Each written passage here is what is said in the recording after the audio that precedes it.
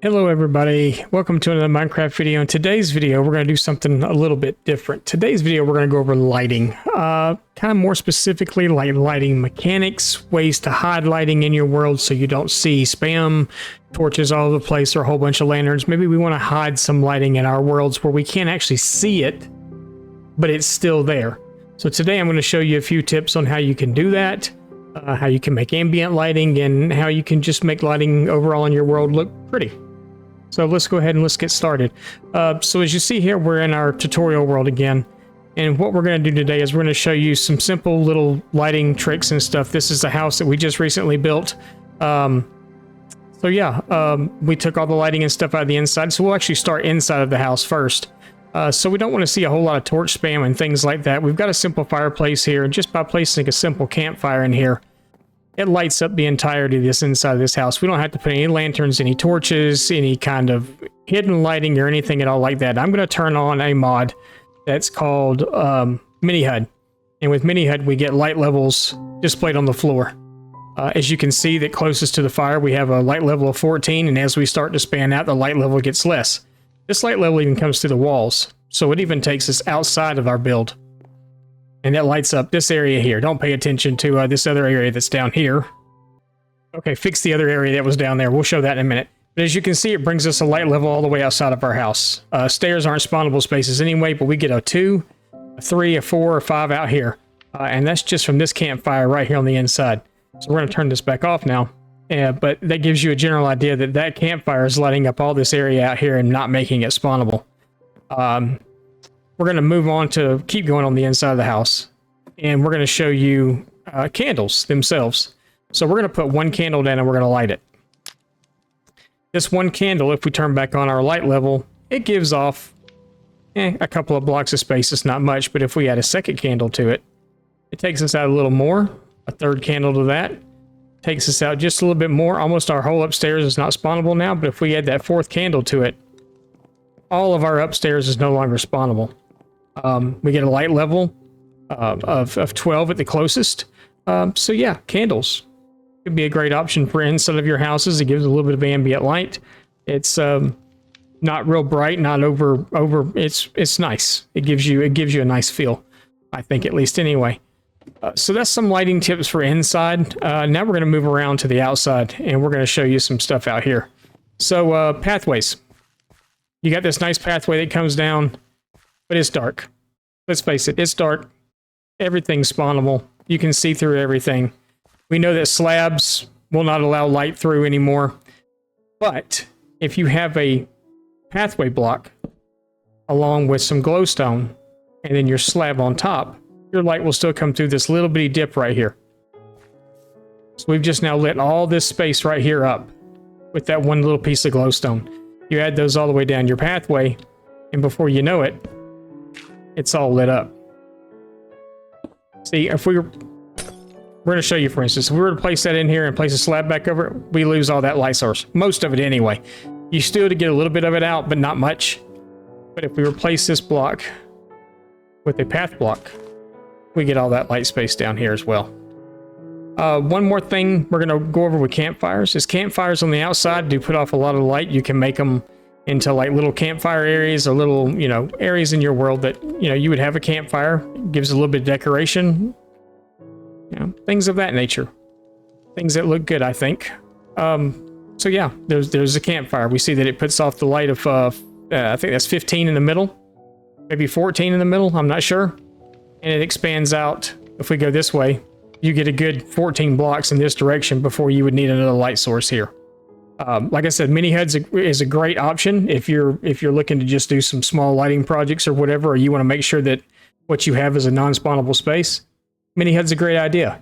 It is a mod pack. You can download it through CurseForge or Modrith or wherever you do your mod stuff or downloads and things that you can download it through that. There are some requirements for it to be able to run it, but I'll let you dive into that. I'm not an expert on all that stuff, so I'll let you dive into that on your own. Another good form of hidden lighting is through glowstone and mossy carpets. So if you're in a landscape space like we're in now, and you need a little bit of lighting going on here, we can hide some lighting just down in a simple hole like this. Put a little mossy carpet over it. You never know that it's there. You can bone meal all around it. You've just got a nice, easy light source, hidden light source for your worlds as well. So one of the next things I want to get onto is these little mushroom lights over here. We've got them over here. We're going to show you how much light these things really put off. So a blaze rod actually puts off as much light as any other source block in the game, as much as a torch, as much as glowstone, anything else. It puts it there. Just to show you, we got 14, and then now that's the same thing as a 14. So blaze rods, or not blaze rods, excuse me, end rods are just as easy. And just by sticking a simple little mushroom block on top of that, it makes you look like you've got little mushrooms in the wild.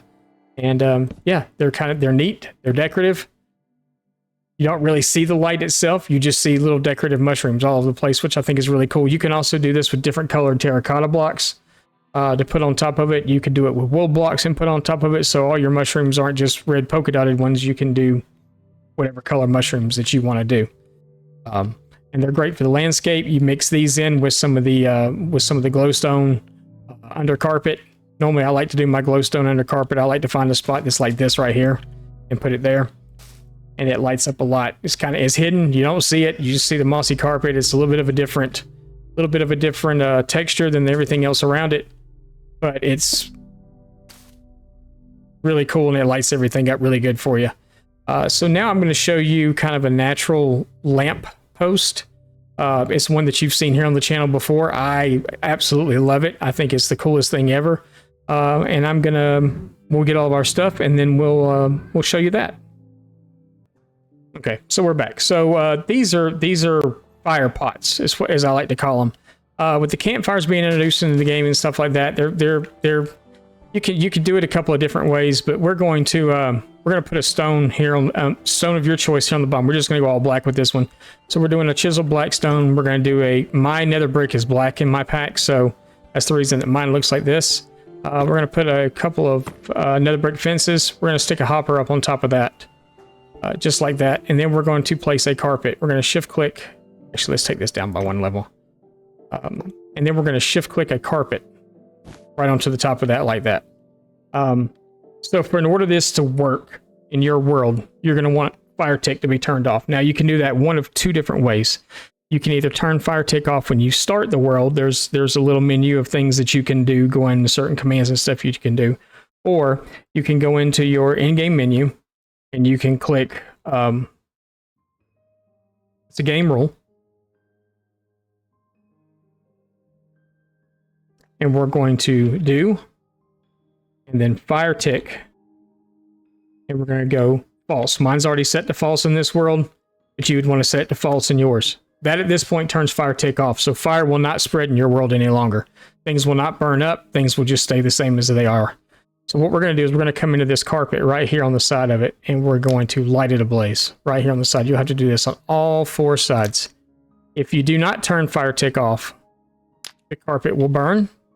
Actually, I don't think you'll ever get the flames on the side. The flame will just be on the top, and the carpet will burn, and your light will be out. That's one way to do this. I think this one looks pretty cool. Like I said, you could put a campfire up there if you want to, but then you're going to see the wood element and stuff in it. I think these are really cool. I've always liked these a lot. There's another way that you can do it too if you'd rather have, a soul flame pattern without the we're going to do it without the hopper this time though. So we would do the walls and stuff there like that. You put a piece of soul sand up here on top, and then you would just light the top of the soul sand. And then let's say that we wanted to hide the soul sand, we just come in and kind of put banners all the way around it, and you've got another light source in your world. And as you can see, if we do the whole F3 thing again, the soul sand, or not the F3, I'm sorry, this P on my computer, the soul sand doesn't put off as much light as what a regular flame would do. Where we're getting 12 at the center of this one we're only getting about a 6 in the center.